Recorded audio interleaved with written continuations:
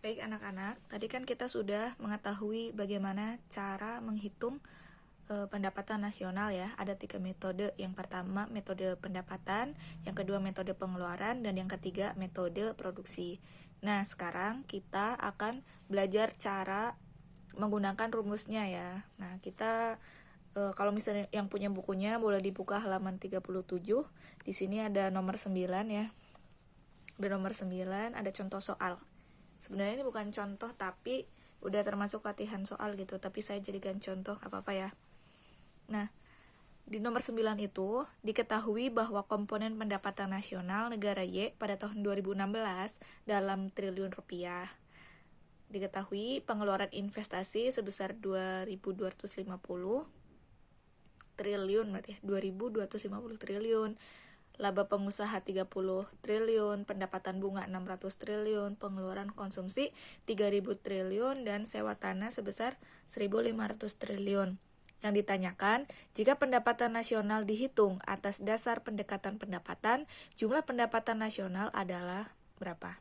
Nah, seperti yang kita ketahui tadi bahwa pendapatan nasional menggunakan rumus pendekatan pendapatan, rumusnya sama dengan Y sama dengan R plus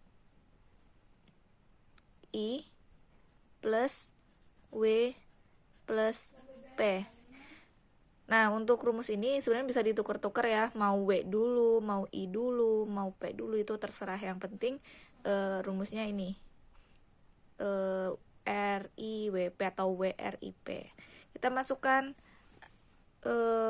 angka-angkanya, mana yang termasuk R, mana yang termasuk I, mana yang termasuk W, mana yang termasuk P.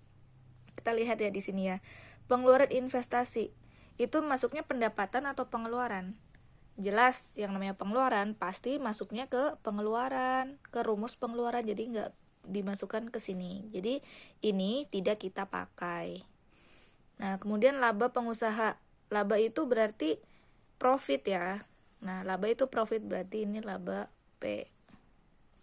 Nah, selanjutnya pendapatan bunga. Pendapatan bunga itu apa? I. Berarti kita kasih tanda dulu I biar nanti gampang ya. Kemudian pengeluaran konsumsi. Dimasukin nggak ke sini nanti? Tidak ya, karena jelas itu pengeluaran. Nah, kemudian sewa tanah. Nah, sewa tanah itu apa? Rent. Nah, ini ada ya, berarti kita masukkan nanti R. Nah, kemudian apa? Upah tenaga kerja. Nah, upah tenaga kerja itu apa? W. Nah, berarti kita nanti masukkan di sini W-nya. Kalau kita masukkan ke dalam rumus yang tadi, maka Y sama dengan R-nya mana? R-nya itu sewa tanah sebesar 3.000. Kemudian I-nya adalah pendapatan bunga sebesar 600 ditambah 600 ditambah W itu upah. Upahnya di sini berapa? 1.500 T ditambah apa ini?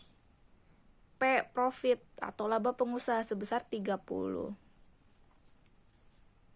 Nah, jadi totalnya berapa pendapatannya? Kita hitung 3.000 ditambah 600 sama dengan 3.600 ditambah 1.500 sama dengan berapa?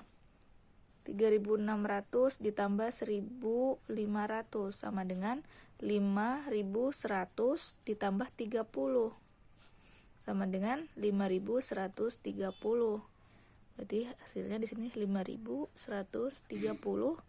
T. Jawabannya adalah yang A, seperti itu.